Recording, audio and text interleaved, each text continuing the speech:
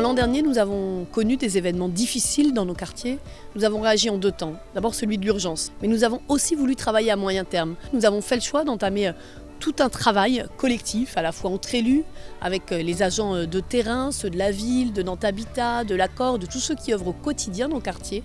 Et puis surtout des discussions approfondies, franches, directes, avec les habitants, les associations, les collectifs et les conseils citoyens qui se sont menés dans les quartiers.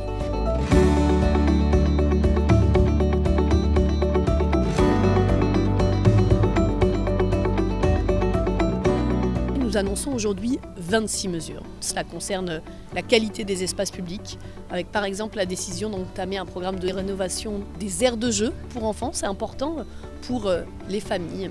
La reconnaissance aussi du rôle que jouent notamment les acteurs sportifs dans nos quartiers. C'est cette idée des dimanches du sport, par exemple. Et puis, nous nous engageons très concrètement à soutenir des jeunes, les accompagner, y compris financièrement, pour passer leur BAFA, leur permis de conduire et l'aide aux premiers secours, parce qu'un certain nombre de ces jeunes ont aussi envie de s'engager, que ça fait partie de la citoyenneté à laquelle nous sommes attachés.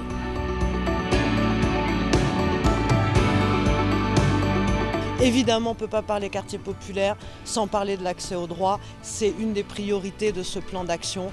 Accès au droit, c'est le droit à la sécurité. Comment on travaille sur des halls qui sont aujourd'hui annexés par des trafics, comment on va intervenir de manière massive sur l'embellissement, la protection, de manière à faire réapparaître la paix dans ces cages d'escalier invivables pour les habitants. Le droit à la propreté, c'est comment on va arrêter les points encombrants dans tous les quartiers.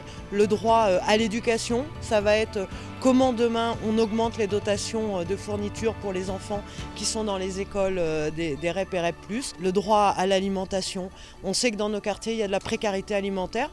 On va démarrer la création d'un groupement d'achat qui va permettre d'acheter des produits à moindre coût, mais dans des circuits courts et de l'alimentation saine pour les habitants. Et puis, on ne peut pas finir la question de la politique de la ville sans le droit lié à la discrimination. Aujourd'hui, on a mis en place un numéro de téléphone Allo Nantes pour permettre aux gens qui se sentent victimes de discrimination d'aller au fond des choses, d'aller au bout, y compris devant la justice, parce que discrimination est délit et les habitants doivent se battre et on doit les aider à ça.